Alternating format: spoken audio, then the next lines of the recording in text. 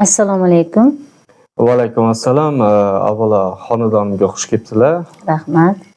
Ana shu sizdagi kasalliklar, boshqasi nima bezovta qilyapkan, boshqa bo'layapkan, marhamat endi shu sizdaqa mana shu opa-ukalarimiz, singillarimiz qiynalishayotgan bo'lsa, hozir mana shu ijtimoiy tarmoq orqali hamma narsaga o'zlari ishonch hosil qilishadi. Marhamat, sizga nima bo'layotganini batafsil tushuntirib bersangiz avvalo. Men ko'p izlandim, o'zim deb nima bo'lyapti deb ko'p izlandim. Ko'p vrachlarga bordim. Bormagan yerim qolmadi desam ham bo'ladi. Sizni YouTube'da ko'rdim. YouTube'da ko'rib, bu odam meni nimamni topadi dedim. Shu odamga boraman dedim. Sizda davolanganlar bilan gaplashdim. Xullas, shular aytishdi menga. Chiroyli nima qiladilar. Seni dardingga shular davo topa biladilar deyishdi. Izlanib keldim. Men uxlay olmasdim kechalari. Soat 2-3 ga qadar uxlayman, undan og'riga uxlay olmasdim. Qanaqadir shunday uyqum qochib ketadi. Obedda uxlagandanmi dedim, obedda uxlamay qo'ydim. Xullas ko'p ishladim, uxlamaychi kechqurun yaxshi uxlayman deb bo'lmadi. Buni hech sababini hech yerda hech kim aytolmayapti desam ham bo'ladi. Hatto Turkiyaga bordim, shunaqa kasallik bilan shug'ullanadigan. Turkiyagacha bordingiz.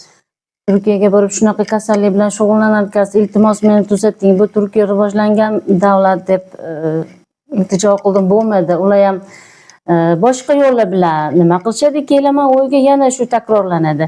Kechalari uyg'onib ketaman, kechalari nimaga uyg'onasan desangiz, yomon tushlardan, yomon nimadir uyg'otadi meni, bir qanaqadir ses, qanaqadir ovozlar uyg'otadi meni.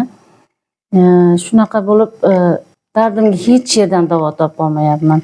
Agar siz bilan agar dardimga davo topsangiz, juda ham xursand bo'lgan bo'lardim. Nima deysiz, agar buni chorasi bormi?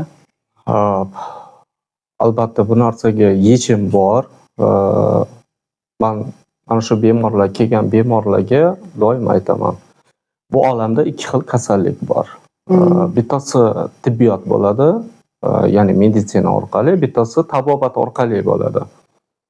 Tabobat va tibbiyot bo'ladi. Demoqchimanki, mana shu kardiologda yotganlar, onkologiyada yotib kelganlar, mana shu tushunarsiz kasallik bilan juda ko'p aziyat chekib kelgan bemorlar, o'sha uyqusizlik, quvvatsizlik, holsizlik, ishtahasizlik bilan o'zlarini mana shu yaxshi his qilmasdan, har bir ishga loyiq bo'lib, quvvatsizligidan, madorsizligidan, hattoki bu narsa shu darajagacha olib boradiki, insonni nima deydi, masalan, ayol bo'lsa eriga nisbatan, er bo'lsa ayolga nisbatan nizo chiqishi boshlaydi bu narsada.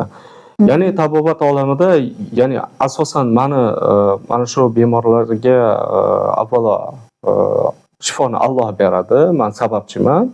Mana shu bemorlarga men duodaman. Har birlari shifo topishyapti, alhamdulillah. Avvalo demoqchimanki, men ham bir sababchiman. Bilasizmi, bu olamda asosan mana shu meditsina topa olmagandan keyin har bir kelgan bemorni avvaldan men so'rab o'taman. Tibbiyotga uchradingizmi deyman, yo'q uchramadim desa, men qaytarib yuboraman. Endi xafa bo'lsa ham, bo'lishmasa ham. Chunki meditsinaning yo'nalishi boshqa narsa. Tabobatniki boshqa narsada. Bu olamda o'sha tabobatdan aziyat chekkanlar juda ko'p bo'ldi. Mana boyali mana shu qiynayotgan narsaga masalan davo topsa bo'ladimi dedingiz. Albatta davo bor, isbot dalili. Shunaqangaligi nima desa bo'ladi. Bu odat, endi ziyolilar oilasidanmi? Kelgan bemorlarni masalan shifo topishmasa, bir isbot dalili kelmasa, men ulardan 1 so'm olmayman.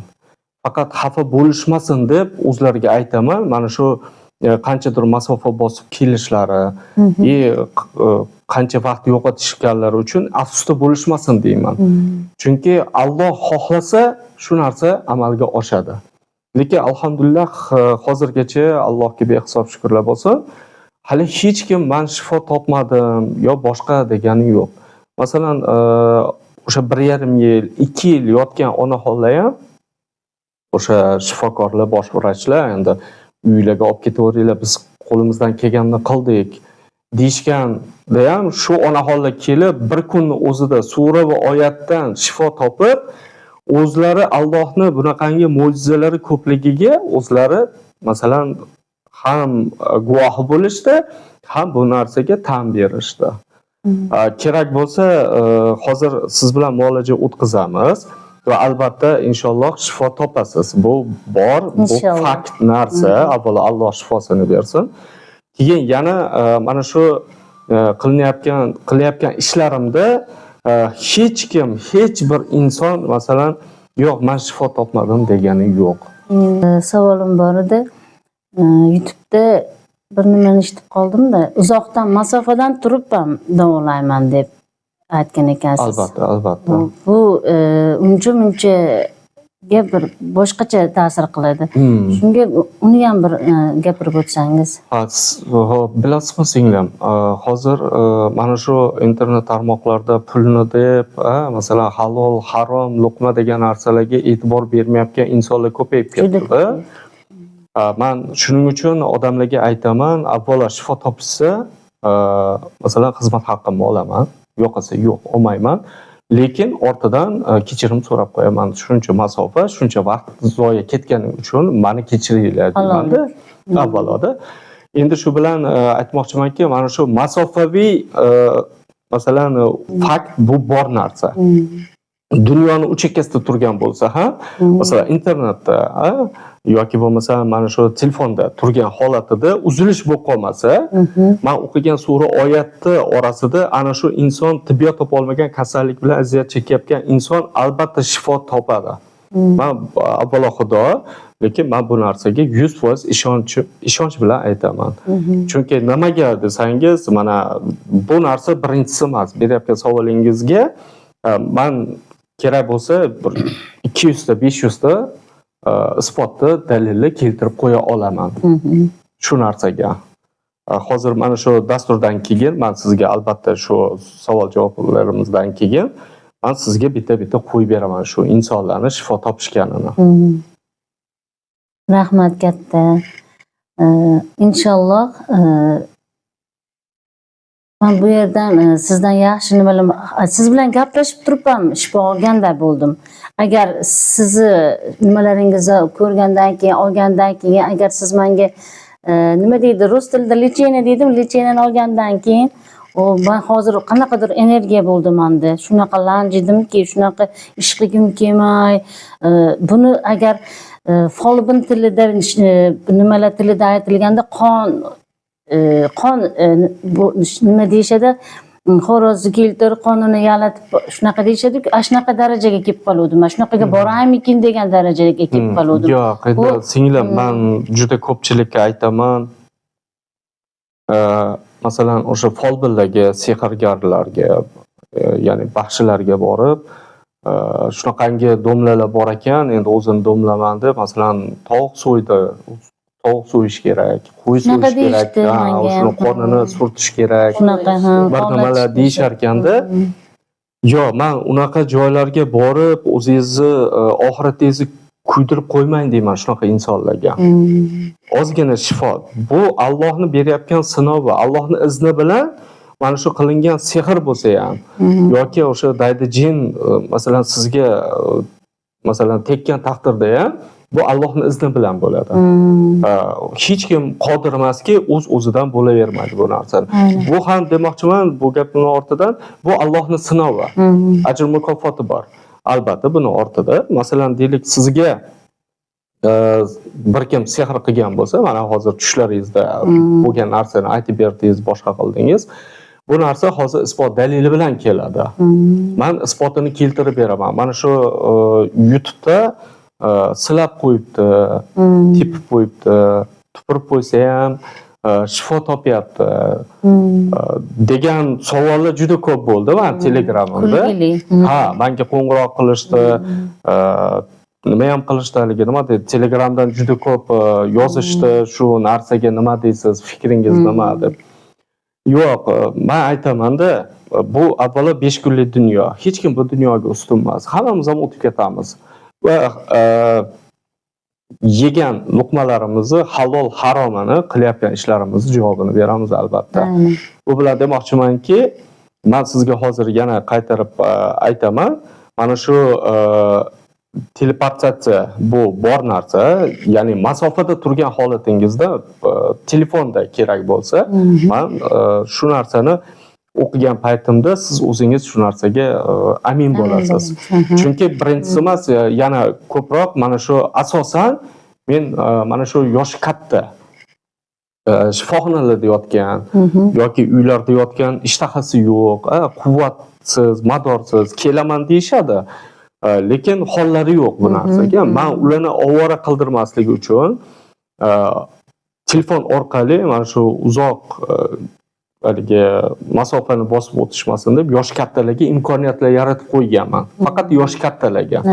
Haqiqatan Telegram orqali shifoxonada yotishganini isbotlab bersa menga yoki uylarda bo'lsa ham yoshlar kattaligini isbotlab, kerak bo'lsa video viziv qilib turib menga isbotlashsa, ana undagina men ularga imkoniyat yaratib beraman.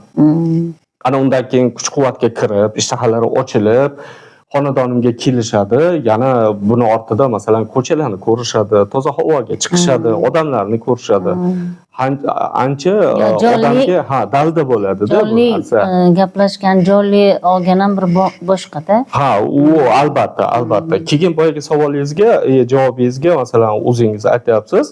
Bu fakt, bu bor narsa. Mana shu o'tirgan holatimizda ham, mana shu sizga qilingan sehr bo'lsa ham, daydi jin bo'lsa ham, ochig'ini aytaveraman, gaplashib o'tirgan paytimizda o'zi sizni qaltiroq tutib, ozgina vaqtga o'zingizda bildiradi. Bu narsa yuragingiz behalovat bo'lishni boshlaydi. O'zingiz shu narsaga amin bo'lib turasiz. Bir 5 daqiqa borligini his qilasiz. Shu gaplashib o'tirganimizdayoq siz o'zingizga kelishni boshlaysiz. Bu fakt. Chunki isbot dalili bilan ish qilaman. Agar mana shu ishonmaydigan insonlar bo'ladigan bo'lsa, masalan, men bu narsani albatta isbot dalilini keltirib beraman. Surxondaryo, O'zbekistonning barcha viloyatlaridan, Qoraqalpog'istondan hatto kerak bo'lsa, qo'shni respublika Qozog'iston, Tojikistonlardan telefon qilib, iltimos, shunaqa tibbiyot topa olmayapti. U domlaga boryapmiz. Bundoq qilib aytganda, yangichasini ham, eskichasini ham qilyapmiz, lekin bo'lmayapti. Hech qanaqa shifo yo'q, na bir dalil isbot kelmayapti. Deganlar masalan ana shuncha. Men sizga hozir bitta qo'yib beraman. Bu demoqchimanki, teleportatsiya bor narsa. Ya'ni jismni masalan olisda turgan narsani boshqa joyga ko'chirish. Bu albatta Allohning izni bilan. Har bir narsa. Mana xonadonimga kelayotgan bemorlarning ham shifo topishi bu Allohning izni bilan. Aynan. Men bir insonman. Sizlarga o'xshagan Allohning bir quliman, bandasiman. Men sababchiman xolos bu yerda. Qilayotgan ishlarim faqat shu insonlarga yaxshilik qilish xolos. Meni kasbim ko'p. Faqat bu ish bilan shug'ullanmayman. Endi mana shu onaxonlarni, juda ko'p onaxonlarni iltimoslarga binoan men mana shu muhtoj, shifoga muhtoj insonlarga qancha kerak yordam qilish maqsadida qo'limni cho'zishni boshladim. Aslida men juda kasbim ko'p. Endi Yevropa davlatlariga qatnayman, forum minaman, qolgan ishlarim bor. Yakka tartibdagi tadbirkorman uni ustiga. Bitta yo'nalish ushlab olmaganman-da, hamma yo'nalishdan borman. Sizga Alloh beribdi, siz ham boshqalarga imkon darajasida qo'lingizdan kelgancha shunaqa. Endi mana shu gapingizga hozir men bir aniq fakt aytib beraman. Bir qora aka bilan uchrashib qolganmiz. Keyin u kishi aytganlar menga, shu sizni oldingizga kelayotgan bemorlar shifo topishyapti ekan. Shu to'g'rimi dedilar. Ha dedim, men sukut saqlab turdim. Nima derkinlar deb. Uni ortidan keyin aytdilarki, shu jin, sehr degan narsalarga isbot dalili bilan keltirib berar ekansiz. Shu rostmi dedilar. Ha, rost dedim. Keyin ularda qanaqadir shubha paydo bo'ldi. Men sezib turibman. Men ularga savol berdim, qora aka dedim. Bu Allohning bergan xislati va iqtidor qobiliyati bu. Men shuni deb tushunaman dedim. Desam, ular tushundilarki, o'yladilarki, ularning tushunchalari shunaqa bo'lgan ekanki, mana bu folbinlar, jin bilan ish qiladi, boshqa qiladi-ku. Keyin bular aytdilarki, menga qachonki, hop, men savol berdim, bo'pti qora aka, nima qilish kerak edi? Desam, men sizga qachon ishonch hosil bo'ladi? Sizga nisbatan siz Ka'batullohni qachonki tavof qilganingizda dedilar. Alhamdulillah, Allohimga behisob shukr. Gapirgan gaplardan keyin bu ham Allohning izni bilan bo'lyapti. Qarang. Albatta. 5-kuni men Madinada turibman. Qora aka bilan gaplashganman. Borish hali hayolimga ham kelmagan. Keyin qachonki onam rahmatlikka umra badal qilib kelish. Keyin katta hajda hoji badal qilishlikka niyat qilib qo'yganman. Allohdan bo'lib 5-kuni o'sha Madinada turibman. Ishonasizmi? Mana Allohning qudrati. Yo'q pul paydo bo'lyapti. Bilet olyapman-da, Madinaga qarab ketyapman. Yo'q, sizda yo'q narsa ham bo'pti-ku mana. Yo'q, shu. Masalan, bizda yo'q, meni sinimda yo'q, boshqasida yo'q, sizda bor. Shu Alloh bergan. Allohning iznisiz bitta qum sahrodan uchmas ekan. Shu narsaga keyin qora akaga endi xullas Ka'batullohga tavof qilayotgan paytlarim alhamdulillah 2 marta bordim. Ka'batullohga tavof qilayotgan paytlarimdagi o'sha videoga olib o'zim keyin keldim. Avvalo nima deydi, ibodatimni Alloh dargohida qabul qilgan bo'lsin.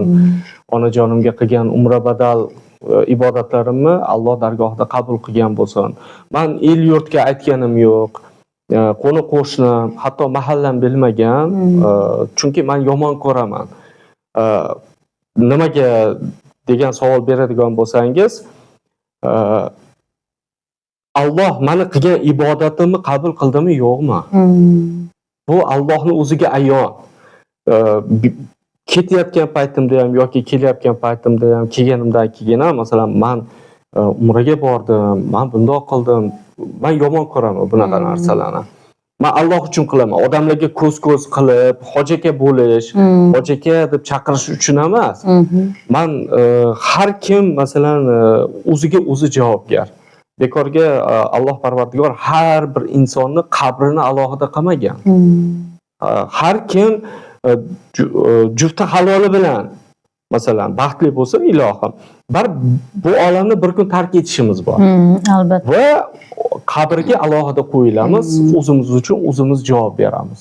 Shuning uchun ham meni qilgan ibodatlarimni avvalo Alloh dargohida qabul qilgan bo'lsin. Endi qabul qildimi yo'qmi, bu Allohga ayon. Shuning uchun men odamlarga bundoq qilib haligi e'lon berib, osh berib, payandozlarni soldirib, boshqa qildirganim yo'q.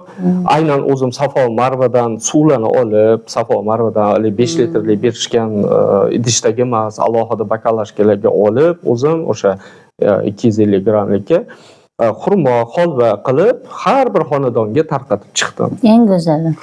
Eng yaxshisi shu. Avvalo shu onam menga emas, onam rahmatlikka. Joylar jannatda bo'lsin, chiroyli duo qilib beringlar deb. Insonni boyligi bilan emas, duosi bilan taqqoslang deyilganda. Oltin olma, duo ol. Bu olgan oltinimiz bu olamniki, olgan duoyimiz u olamniki va ikki dunyoniki.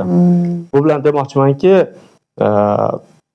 qilgan har bir amallarimda men avvalo Allohga o'zimni topshirib qo'yaman. Tavakkaltu alalloh. Bu yog'i Allohdan. Ertaga qancha umrim bor, qancha umrim yo'q va hokazo.